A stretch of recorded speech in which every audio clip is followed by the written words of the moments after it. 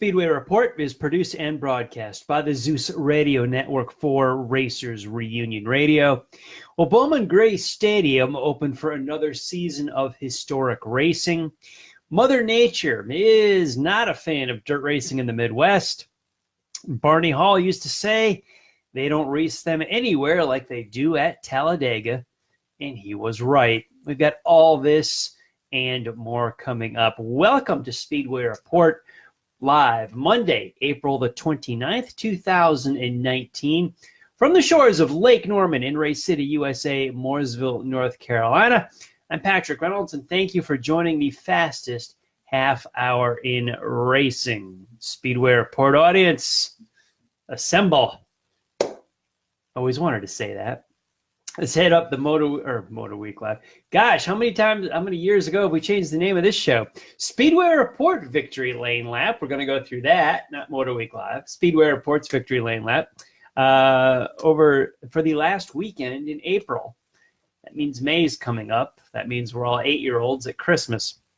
But let's finish up the last weekend in April with the Monster Energy NASCAR Cup Series. Going 500 miles yesterday afternoon on the high banks of Talladega, Chase Elliott came home your winner, very popular winner. Last name, Legacy. Earnhardt and Elliott were always two very popular names at the Alabama Oval. On Saturday, the Xfinity cars held center stage at Talladega. Tyler Reddick wound up in victory lane.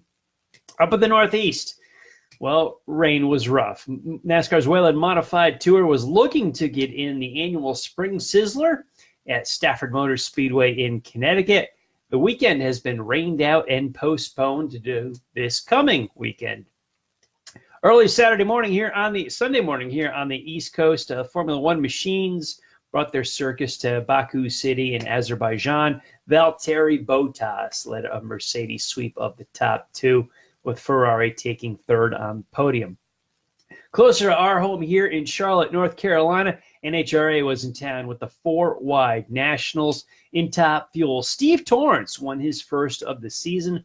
He's got quite the streak going at the ZMAX Dragway in Charlotte. In funny car, Sean Langdon, the 2013 Top Fuel champion, won his first race ever in the funny car class. And Andrew Hines, he won his 50th time in Pro Stock Motorcycle. Let's jump over to the dirt, where there was some difficulty racing this weekend. The Lucas Oil late models, well, they had ambition of racing Friday night in Granite City, Illinois, rained out and postponed to July 11th. Saturday's race in Macon, Illinois, also rained out and postponed. We'll take that in on July 23rd. World of Outlaw Sprints still went 1 for 3 over the weekend. Big money in Major League Baseball, but we're not talking about that.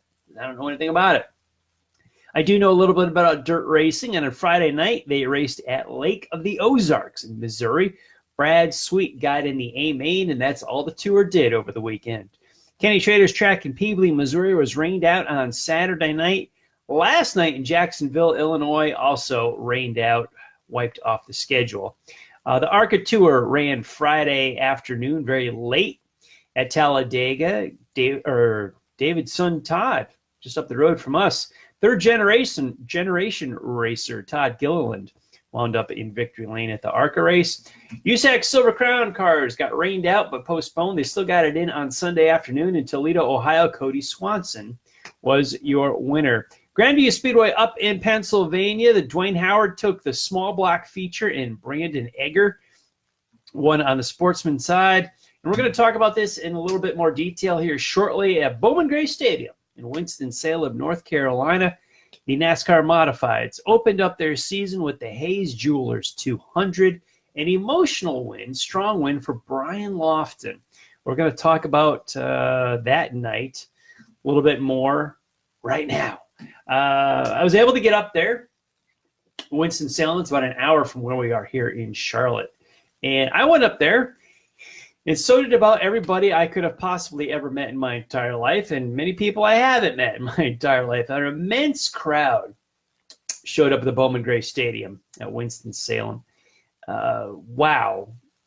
You're familiar with the place. We've seen it on television, photos. The grandstands race or line up like a horseshoe, pretty much from turn 4 through turns 1 and 2 and down the backstretch into turn 3. Turns 3 and 4, no grandstands. That is the pit area. However, most, not every single one, but most of those seats were filled by a race fan body on Saturday night. They front stretch and back stretch hold 6,000 people apiece. Then they join the two in turns 1 and 2 with another 5,000 seats years ago. So many, many moons ago, but the seating here is 17,000. I'm going to bet there was even more than that there. The concession lines were pretty long all night, even though they appeared to keep moving okay. It looked like they just kept rolling and rolling with burgers, dogs, chicken wings, soda, etc. Parking was rough, real rough. I went to the first lot I went to, a big one of those yellow construction signs up front that run electronically. Stadium parking with an arrow up the hill. Well, I got up there, waited in the line of traffic, only to be told the lot was full and closed. So we were all on a very narrow residential cul-de-sac, and we had to turn around and go another way. So I went across the street to the east side of Martin Luther King Jr. Boulevard, out down the hill in the grass, and I parked there, only to come out later that night, and some geniuses had parked 3 deep in the parking lot. Fortunately, I didn't have to wait too long until the person that was parked correctly came by, and they took off for the night, so I backed right out and pulled out with them. However, the person that parked 3 wide, as well as many people did parking 3 wide there, well, if they got a hook put to them, they deserved it in my book, because it's the dumbest thing I've ever seen. But you got some geniuses there that did things like that. They're at every track. I'm not throwing them under the bus for the Bowman Gray Stadium. There's dummies everywhere, and there were dummies there parking 3 deep in a parking lot. But I was talking about the crowd, and the seats hold 17,000 folks, and not all of those seats were filled, but most of them were. However, the grandstands there fill in from the top down. So all the way around the top is essentially a midway where people congregate, hang out. That's where your food is, your souvenirs, your restrooms, and there were people there constantly all night. A lot of folks did not take a seat in the grandstands. I didn't. I was just up top, and I hung out, and I watched from turn 3. I watched the backstretch, little in turns 1 and 2, and enjoyed the night just kind of roaming around. I had some snacks, moved around, doled out free copies of Speedway Illustrated and CC Racer, naturally. And I'm going to say of the 17,000 that were there, they sold more than 17,000 tickets. Just seeing the amount of people that were up top. And if you've never been to Bowman Gray, this is a great hangout, as we see all the time, for the high school kids. There are kids there that go to the racetrack and hang out up top in the concourse in the midway with their friends, kind of like you hang out at the mall, but I don't think they ever watch the races. You know, that's not a majority of the crowd, but there is some of them up there. I remember at the Danbury Race Arena when I was a kid, there was a group of people that went there every Saturday night for the atmosphere. They were down under the covered grandstands of the fairground-style Speedway. They never watched the races. They hung out. They drank some beer. You know, they're high school kids, some adults too. They had a great time there, but it just wasn't, they didn't go there. I don't know if they saw a lap of racing. So there's a segment of the population of Bowman Gray that does not either. Small portion, but they're there. So let's say for round numbers, we had 17,000 people there. Let's call it that. $12 a head. First time I've ever seen that it was above $10. I first visited the stadium in 2002. That was my first ever trip there. And I had read about the place since the early 1980s. I always wanted to go there. Finally went there, and it's been $10 a head since I've known it in 2002. So they raised it $2, and it's now $12 a head to get in on Saturday night. And 12 times 17,000 is $204,000 that was taken in just from ticket sales. You have yet to sell a single hot dog, a beer, or a program for Bowman Gray Stadium. Have yet to do it. I know the lease is there with the city, and Winston-Salem University is involved. But wow, as far as a short track goes, this is an extremely successful run operation. Food, beverages, just going all night, packed grandstands. And now I know there is a whole lot of criticism of Bowman Gray Stadium, especially of the kind of crowd they get there. But the basis for it is the my beloved modifieds, as there's a strong contingent of Northeast fans that are modified diehards. That's where the modifieds are strongest. And the only place here in the South on a regular basis that they race is at Bowman Gray Stadium. And when I grew up in the lower New England area, modifieds were king, dirt and pavement areas. But there's a lot of criticism of Bowman Gray Stadium. That's not racing. Well, to a point, you're correct. I would always say that I can't guarantee you'll see a good race. However, I can guarantee you will be entertained. For your $12 each and every Saturday night, oh, you will be entertained. I don't know how good the racing will be. I've seen some great races there. I've seen some horrendous races there. But for a short track facility, they sure pack them in. I don't know of any other short track in America for a Saturday night show gets a crowd of 17,000 people. I don't know of any. I don't.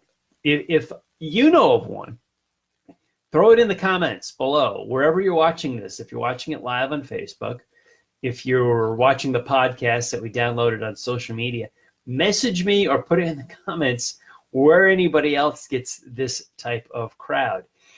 This is a quarter-mile oval. They run it around a football field. It's flat as a pancake, if not reverse camber on the turns. I think if you put a level in the corners, the bubble would be in the middle. It is that flat. It is very difficult to race on.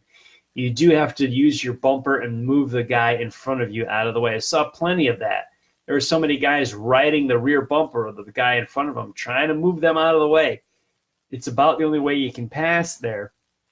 So I would say most of the time, yeah, it's not a great racetrack because you're bumping the guys out of the way. That's not really racing. That's not how you pass. However, here is entertainment, and you certainly get that with a lot of bumpers there.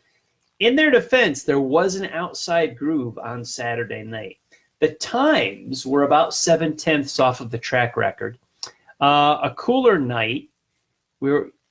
So you would think there would be more grip, but there was not. And the times were just generally slower, possibly because there's not a season-long trail of rubber that was put down from tires over the entire season, and you just build up more grip as the season goes along. But they're running a little bit slower, and it certainly made maybe for better racing. On the restart, several restarts, Burt Myers and Tim Brown went door to door for a lot, and it wasn't just the inside guy got him pull away. They swapped that lead several times with the guy in the outside groove actually getting the jump and getting the lead from the pole sitter more than one occasion. There was bite up there. There were guys going down into the corners. There was some bite on the outside that these guys could work with. If the place had some banking, you may have a decent racetrack, but for the flatness that it is, you certainly did have a decent racetrack, better than I usually see there when it is so flat and difficult to pass that you just bump a guy out of the way.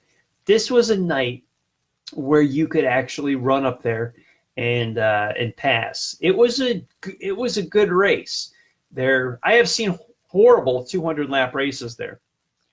I remember, gosh, I can't remember the year, but I followed the action where everybody dove into turn one, and on turn one, lap one, the top 9 in the race remained that way for the entire 200 laps. None of them changed. I can't remember what year it was, and I'm sure Tim Brown and Burt Myers and Junior Miller were all in the mix. I can't remember the year, but I saw that where they dove into turn one. They got single file after a lap or two. The top 9 remained that way for 200 straight laps. That was anything but the case on Saturday night at Winston-Salem. There was a whole lot of leaders. There was a whole lot of trouble. Guys up front were in the pits and then back to the rear of the pack and then worked their way up and back and forth. Guys were in the lead and lost it. They spun, they crashed, they went to the pits, they came back. Guys are moving each other out of the way. It was a good race. It wasn't that single file parade. And in the winner's circle, Brian Lofton. Cinderella story. He was not scheduled to drive the race. Jeremy Gerster was going to drive in that car. Something happened, which I'm not sure, but he was unable to make it Saturday night. With the rain out last weekend of this event being pushed to this Saturday night, Brian Lofton got the call on Friday night about 9 o'clock to come drive the modified. He was able to do so. He hadn't won there in a long time, and he wound up surviving the carnage, so to speak, the struggle, the muscle, the difficulties, and wound up in victory lane. Remember, we talked about his wife, Melissa, who was sadly taken from us in a car crash back in 2011. We talked about her right on this show. Brian comes back to win the 200 on Saturday night in a last-minute ride. It's pretty incredible. Tim Brown finished second. He was in the pits a lot. He led the race, pole setter, dropped back, got past, got back to the lead, and he had both front spindles were bent on his car, and he still finished in second place. I want to jump over to the Bowman Gray website, and so many guys, very few people were not in the pits at one point, trying to either fixing at least a flat tire, if not some crash damage. Randy Butner started up front, wound up finishing 5th, but he was in the pits. Daniel Yates, Jason Myers was in the pits. He finished 8th. Burt Myers was at least a lap down. He was 9th. James Savali was really strong and gave Brown and Myers a run for the money in the hill, number 79. He wound up 11th. He had trouble. He was in the pits, and so many. Jonathan Brown looked like he might win it. Andy Jankowiak came down from New York. It was cool to see him there. But it can go on story to story to story about these guys that I guess you would call them short heroes for a very short amount of time before trouble befell them. They went in the pits, fixed it, came back, got the lead. Some guys were back in the pits again. It was not that single file parade I described from several years ago. But an emotional win. Brian Lofton wins the Hayes Jewelers 200. One heck of a start to the season at Bowman Gray Stadium. Yesterday as well, we had 3 races at Talladega: ARCA on Friday, Xfinity on Saturday, and Cup on Sunday. And I remember Talladega used to mean magic to me. Talladega, it was awesome.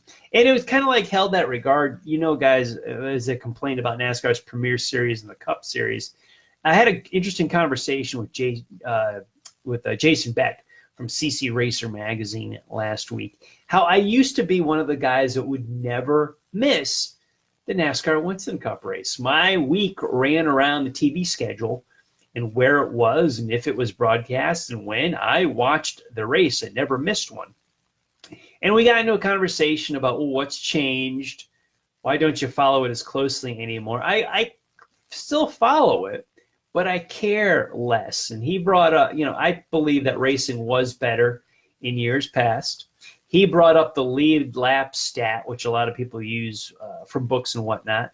That is something that doesn't necessarily indicate whether it was a good race or not. I know in 1985, 2 or 3 guys finished on the lead lap. And in 2019, we've got 20 or 30 guys finishing on the lead lap. That does not necessarily make it a good or a bad race. It's a stat.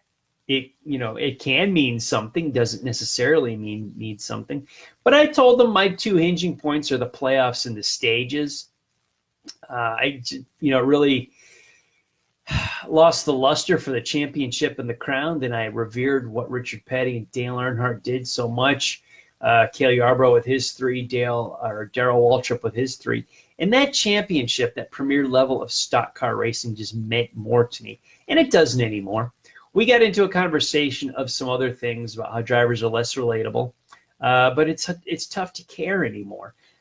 Jason did not like the four-way tie that they used to decide the championships down in Miami, but the playoff system or the original chase he didn't mind too much. I did. I say bring back the Latford system and drop the stages, and I would have a whole lot more interest in it. But I remember when Talladega was magic, and the whole series was magic, and I just did not watch the race. Where was I during the race yesterday afternoon? I was in the movie theater. Me and my daughter had a date. We watched Avengers Endgame. Fantastic movie. I won't spoil it for you, but it was outstanding. If you've seen the Marvel Universe movies, go see it. It won't disappoint. You will love it. But I didn't think twice about passing up the Talladega race to go to the movies. And I never would have done that a few decades ago. But I did it yesterday. I got caught up on the highlight reel of Talladega, and I was good to go. I was happy I saw the Avengers. I knew what happened at Talladega. I followed it just fine, and I'm good for it. And racing changes, and the playoffs are still here, and I'm still not over it. A couple good points to make before we get out of here. Wednesday is May. So I'm like an 8-year-old boy on November 29th as we wait for December to come, because May, Indianapolis, Monaco, and Charlotte. Our get well wishes go to Jerry Smith, host of Stars Radio. He is recovering from shoulder surgery. I wish him a speedy recovery. He hosts Stars every Monday from 7 to 7:30 p.m. Eastern Time here on his Facebook page. So Jerry Smith, speedy recovery to you. And today would have been the Intimidators' 68th birthday. Happy birthday, Dale Earnhardt. We still miss you. I cheered when you crashed. I cried when I heard the sad news. He was the villain. He wore the black hat. Well, I think the sport still misses him. But because of him, I think the sport is a whole lot safer. And our condolences go out to Legends driver Silas Hiscock Sr., who passed away from injuries suffered in a practice crash at Riverhead Raceway in Long Island, New York. Thoughts and prayers go out to his family and friends during this time. Rest in peace, Silas. Before we head out for the night, I wanted to tip our hat to Motor Week Illustrated as our Racer of the Week, as we remember Dave Despain in 535 Saturday afternoons on WTBS. Our Racer of the Week, well, he was the NHRA Top Fuel Champion in 2013. He's made his way to full-time funny car driver in 2018. Yesterday, he won his first race in that class right here in Charlotte at the Four Wide Nationals. Sean Langdon is the Speedway Report Racer of the Week. In between our broadcasts, keep up on the world of motorsports with SpeedwayReport.com. This broadcast and all of our past shows are uploaded on the site. We also have some racing articles to read on there. Upload of this broadcast and past episodes are on the Speedway Report with Patrick Reynolds' Facebook page, on the Racers Reunion Facebook page. You can catch us on Twitter at Speedway Report and at Speedway Pat, and at racersreunion.com in the forum. Also, if you're connected to me on LinkedIn and our YouTube channels, we've got our entire library right there. Big thanks to everyone on the Facebook Live feed for joining the conversation during the show tonight. Go to a race at a track near you this weekend. Remember, the grassroots ovals, drag strips, and road courses are the backbone and foundation of the auto racing world. I want to thank all of the military, past and present, for the freedoms we enjoy as Americans in our daily life, including the simple things like bench racing right here on a Monday night. Freedom is not free, and a veteran paid that bill for us. To all of the men and women who are defending freedom and watching Speedway Report, take care of yourselves and come home soon. A special salute to the teachers, school staff, firefighters, police officers, and paramedics in our own communities. They are quiet and modest heroes every single day. God bless and thank you. You have been watching Speedway Report from the shores of Lake Norman in Race City, USA, Mooresville, North Carolina. Please like our Facebook page, Speedway Report with Patrick Reynolds, and follow me on Twitter at Speedway Pat. Now, on the Drag Racing List Facebook page next is Racing and Rockin' with draglist.com. Bill, John, and Barb are there with Drag Racing News Talk and some really cool music. We will be back live here on Facebook in 1 week, Monday, May the 6th. We will look at NASCAR Cup at Dover, the rescheduled Spring Sizzler at Stafford, IMSA at Mid-Ohio, and a whole lot of short track racing. Thank you all for joining us. I will see you next week.